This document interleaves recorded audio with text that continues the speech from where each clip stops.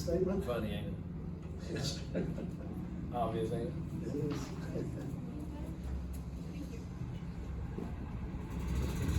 Yes, sir, absolutely. I agree, 100%. Hard fought game. Proud of our kids for battling. Started off about as slow and as poorly as you could have. Self-inflicted wounds on offense with the emotion and made plays. We're moving the football. I mean, had plays made, get them called back. Just silly penalties. Things knowing what we're going to do and got to get that fixed. Defensively, didn't get stops coming out. They got the running game going, made plays. We busted the coverage. Just took a guy out of center field, jumped down on an over route. And they got a post and did about everything you could humanly do to get them a jump start up 14-0. But our kids kept their composure. What I liked about it for a young team, could have folded. And like I say, a very, very young football team that kept its poise, kept its composure, come back and made a heck of a drive coming off the goal line. Got down 14-7. And unfortunately, they made a heck of a drive. We needed to get a stop, and we got them down there. But then they jumped and tried to dive, and we got that fumble. Then made a heck of a play to get back. And then, of course, we have to drop the snap, so it can't be 14-14, so it has to be 14-13. And, that was going to catch us at the end, but, that was one of the most reliable guys on our team. The battle at halftime to get there, come out second half offensive, had a great drive, come right down and scored. Defense got a stop, come back the next drive, had a heck of a drive, and moved, probably had 200 yards of offense in that drive and kept moving back. And, we had a block in the back on a big run, we had a hold on a run, takes it down to 9, and we ended up getting a daggone field goal out of it and could have got a touchdown and at 23. Then we come back, defense we held, then we get another drive and we get 8 or 9 and we miss had a read on first down, read on a throw that we hit it. It's another touchdown through the post. We could hit the flag and score, but hey, we got to get that fixed out. And then didn't missed the third half an inch on the third yard and a half, and then they got some momentum, got to drive back. Then we drove down to 35 again, had a shot, and we ran into the safety on a shot play and didn't get it there, and then missed the field goal, and they come down and missed the field goal, and we had it out. It was a heck of a game. They got a good team. We about far not close to where we need to be. Got to fix the self-inflicted wounds, got to clean things up, got to get better, but we've beaten two good football teams, not playing very well at the top of our game, but playing well at times and still competing and making plays when we had to. And that's very encouraging. Now it's got to get getting things fixed and grind on it. So we're a piece of work. We're a work in progress for what we have to do. We got to keep grinding, but very proud of the group of guys we have. Questions down front, Olin, then David. All right. Olin Buchanan, TexAgs.com. Jimbo, in your opinion, did the fumble return for the touchdown, did that save the game for you? I don't know if it saved it, but it made it a lot easier to win. And I think we come back and we played well and did things. We had a good drive on offense, and we gave up a drive on defense there, and then we got that play and it was back. And it was a big play in the game. That's what big games are. Whether it's a pass, whether it's a run, whether it's a fumble, those are the kind of things you got to have. We were making plays that we had to make to win the game, and they made a great one on defense. Did you think that that last field goal was going to go through? No. When he kicked it, I thought it was going to be wide right. I didn't think it was the angle I had. No, I couldn't see. When he kicked, I thought it was going wide right completely. I really did. David, and then we'll go to the left, Mark.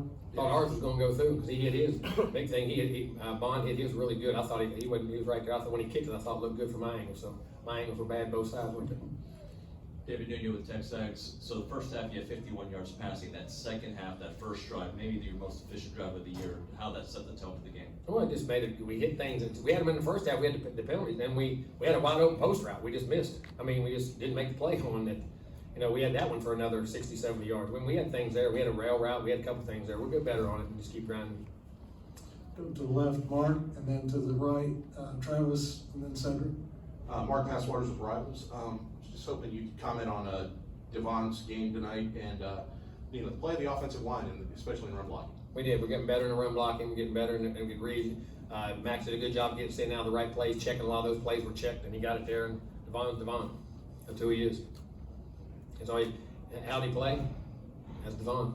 Second That's row. all you got to say. Travis. Jimbo, Travis Brown with the Eagle. Jimbo, you mentioned the penalties early in the game. A lot of those pre-snap, and you had to burn a timeout after kickoff. Is there a common thread on those, on maybe why it's taking a little time to get those plays? Yeah, I don't know.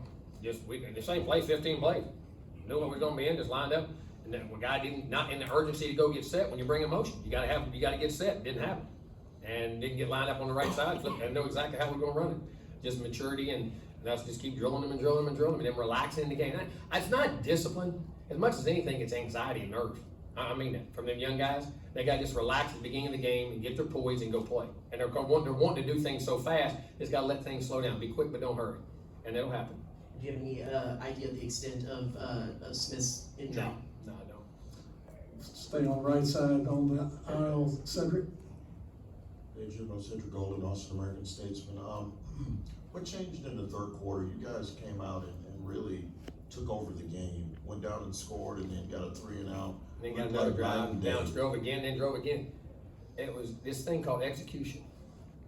Relaxing, not having the nerves, and the same calls, the same plays. We just executed. You know what I mean? And that's what it got. I know that sounds crazy, but well, that's what it is. It's relaxing and doing your job. It's that simple. I know there is no magical formula. There is no magical formula. Why you do it, why you don't do it. Just got to relax and do it at the beginning and all the way through. That's simple. Coach will go back behind the lights.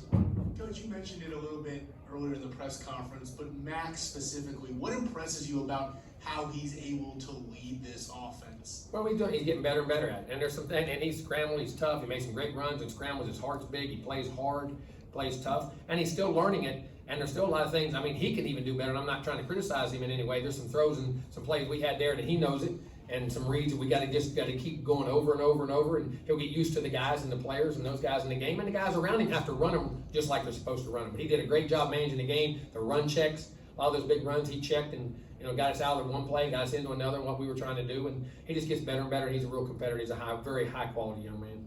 Stay back behind the lights. We got 2 back to back. Go ahead. Coach, Ben Peck KX, could you speak to kind of the game Evan Stewart had, especially after missing the game last week and just sort of Evan's getting better and better. He's growing as a freshman. I mean, see what he had. He had target 70 of 36, but he had a touchdown. There's some other plays in there we tried to get it to him, and maybe slide in there and have one he could have got, but he's just getting better. Evan's going to be a really good player. He's a very dynamic guy. Can make plays, and you saw even when he had one we had called back, he can catch and run with it. He can get deep. He can do a lot of things, and he's getting better and better. Could you walk through the before that field goal decision to either not take a timeout or let the clock go down? It seemed like either way could make an argument for it, but just sort of. No, I want 2 timeouts. We always go. The timeouts in college football, 2 timeouts and first downs is an eternity. Minute 30, we work on that all the time. We're gonna have the ball. Now we need a field goal. I wanted that 100% the timeout. I mean, if it had been under a minute or been under a minute 20 or 15, I might have taken it, and would have kept it up there. But I did not want to. Let that thing, I wanted 2 timeouts. I wanted that timeout. The minute 30, that's an eternity in college football. We work those. Matter of fact, that's one of the exact drills we work. Minute 30, 2 timeouts, got to go get a touchdown. If a touchdown there, we just would have needed a field goal. So we decided that way before that. I was talking that through. Daryl, and then we'll go to the right, Alex. Daryl Bruffett with KBTX. Coach, can you talk about how much easier it is to work on your game plan and fix things coming off a win, going into Mississippi What I State? just told him in the locker room. You must have heard my locker room talk. I'm happy and all that, but I said we got to take a deep second right here to reflect. We had a win, we got through things. Now let's take a reflection of why we could have got this thing eased out and played a lot better and had to score it at a different, different separation there. And it does it. Now we got to clean these things up. I'll be in a bad mood all week, I promise. Alex, and then to the left.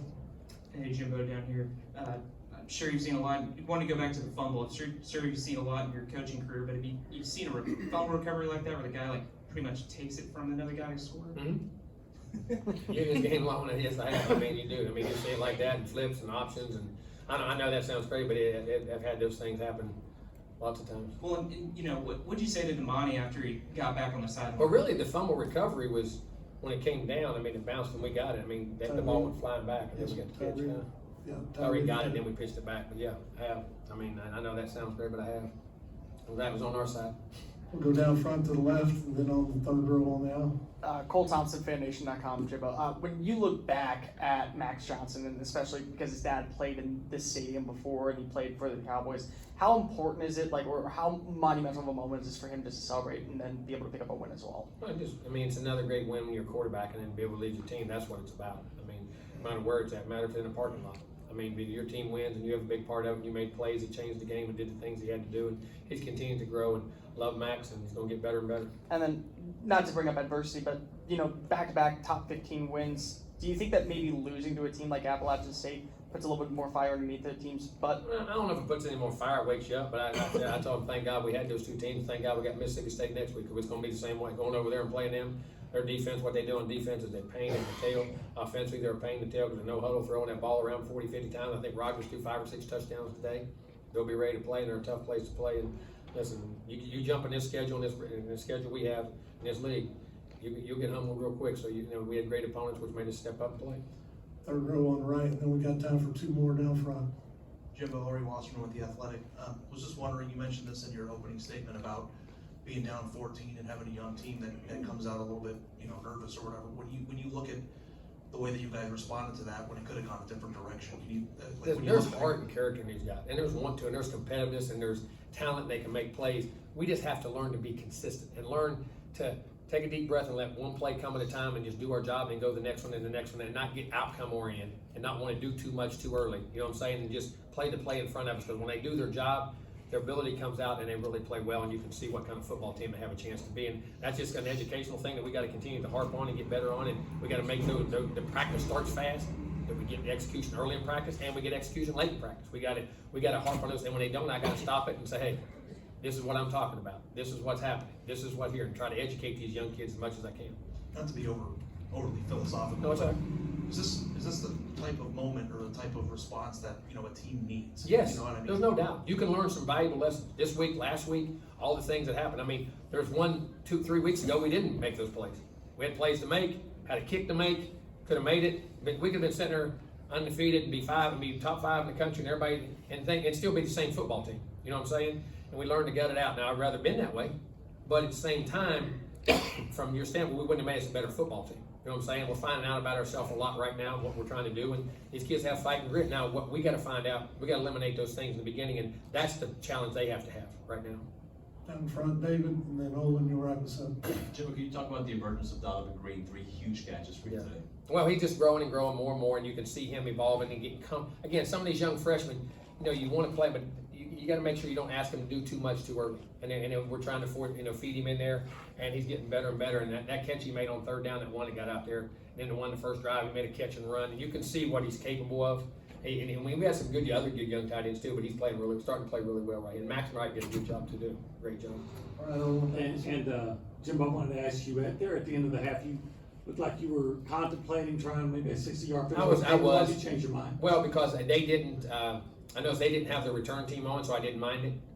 Then with a 60-yarder right there, and we have what we call a cover field goal team. In other words, when you kick along and knowing if there's a possibility of it being run back, and we have a more athletic group of guys that can cover the kick.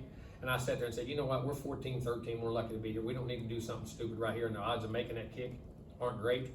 You know what I'm saying? At 59 yards, and the odds of maybe them catching one and running it back and changing momentum of the game. That, you know what, let's just try. We get ready to throw Hail Mary, and they blitz us. And I said, let's get out of here. We're lucky to be 14-13 and live to fight another day. All right, Coach, thanks for your time. We got the players Thank you. ready. If they hadn't got their guys on the field when the timeout come, then I would have, because they didn't have anybody back there. I'd have kicked it. I knew they were setting up a return. I didn't want to do it. Learned that from Nick in 2013. Well, we talked about, believe it or not, that's something we learned a long time. It is. I mean, you think about those things.